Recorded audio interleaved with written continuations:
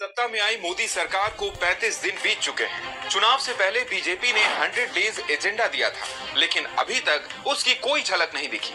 उल्टा मोदी सरकार paper leak से लेकर अग्निवीर तक कई सवालों में भी घिर चुकी है। तो क्या इस बार मोदी सरकार बैकफुट पर है?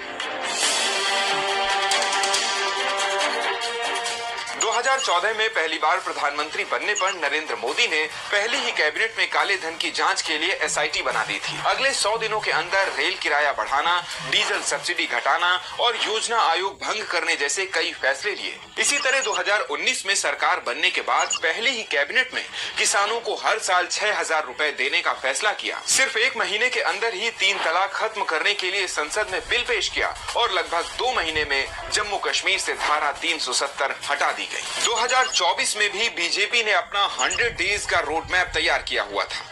उनमें 1 nation 1 election, uniform civil code यानी यूसीसी, मुस्लिम आरक्षण और वक्फ बोर्ड खत्म करना, अग्निवीर स्कीम में सुधार और प्लेसेस ऑफ वर्शिप एक्ट में बदलाव जैसे बड़े एजेंडे शामिल थे। 100 में से 35 दिन बीत चुके हैं, लेकिन यूसीसी, सीएए, मुस्लिम आरक्षण और प्लेसेस ऑफ वर्शिप एक्ट जैसे बड़े मुद्दों पर अभी तक सरकार कोई बड़ा फैसला नहीं ले पाई। दरअसल इन मुद्दों पर एनडीए गठबंधन की 2 बड़ी सहयोगी पार्टियां जेडीयू और टीडीपी चर्चा चाहती हैं। एक्सपर्ट्स के मुताबिक इन पार्टियों का मुस्लिम वोट बैंक है। ऐसे में इनसे बात किए बिना बीजेपी का आगे बढ़ना मुश्किल है। फिलहाल मोदी सरकार बैकफुट पर क्यों नजर आ रही है?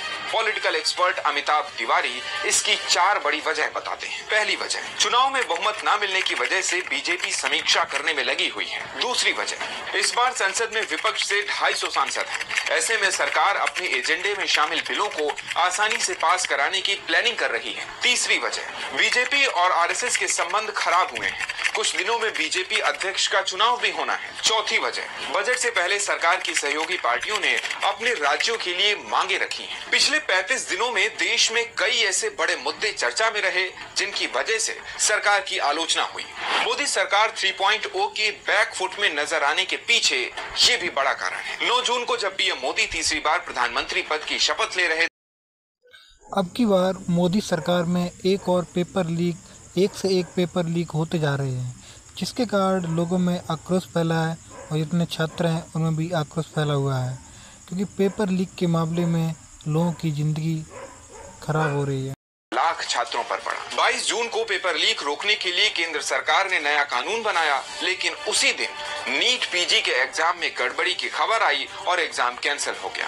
पेपर लीक के इन सभी मामलों में कार्रवाई अभी जारी है। इसके अलावा लगातार होते रेल हादसे भी सरकार की आलोचना का कारण बन रहे हैं। 17 जून को कंचनजंगा एक्सप्रेस हादसे का शिकार हुई और 15 लोग मारे गए। एक रिपोर्ट के मुताबिक पिछले 10 सालों में ट्रेन एक्सीडेंट की वजह से 750 से ज्यादा लोगों की मौत हुई है। इन हादसों को रोकने के लिए मोदी सरकार ने पटरियों पर ऑटोमेटिक रेल प्रोटेक्शन टेक्नोलॉजी कवच लगाने की घोषणा की थी, लेकिन ये टेक्नोलॉजी अभी तक अपना टारगेट पूरा नहीं कर पाई। जिस दिन पीएम मोदी ने शपथ ली, उसी दिन जम्मू के रियासी में आतंकियों ने हिंदू तीर्थयात्रियों के बस को निशाना बनाया और 9 लोग मारे गए। आतंकी हमले भी मोदी सरकार 3.0 में बड़ा मुद्दा बन रहे हैं। इस हमले के बाद गृह मंत्री अमित शाह ने अधिकारियों के साथ बैठक की।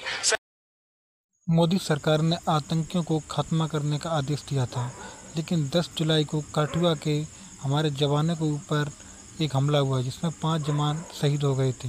नेता प्रतिपक्ष राहुल गांधी ने अग्निवीर पर बयान दिया। जवान नहीं कहा जा सकता, अग्निवीर यूज एंड थ्रो मजदूर। इसके बाद से ही अग्निवीर मुद्दे पर विवाद शुरू हुआ। सरकार के सहयोगी दल जेडीयू के प्रवक्ता केसी त्यागी ने भी अग्निवीर पर बदलाव की मांग की है। रक्षा मंत्री राजनाथ सिंह ने 28 मार्च 2024 को कहा था कि सरकार अग्निवीर भर्ती योजना में बदलाव के लिए तैयार है, लेकिन सरकार बनने के बाद अब तक इस योजना में कोई बदलाव नहीं किया गया है।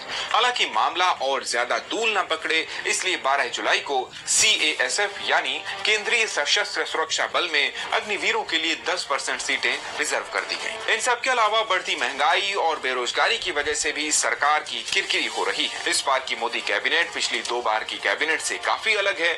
इसका असर सरकार के फैसलों पर पड़ना तय माना जा रहा है। पिछली बार की तुलना में इस बार सहयोगी दलों की मंत्रियों की संख्या लगभग दोगुनी है। इसी तरह 5 ताकतवर कैबिनेट समितियों में भी सहयोगी दलों के नेताओं को शामिल करना पड़ा है।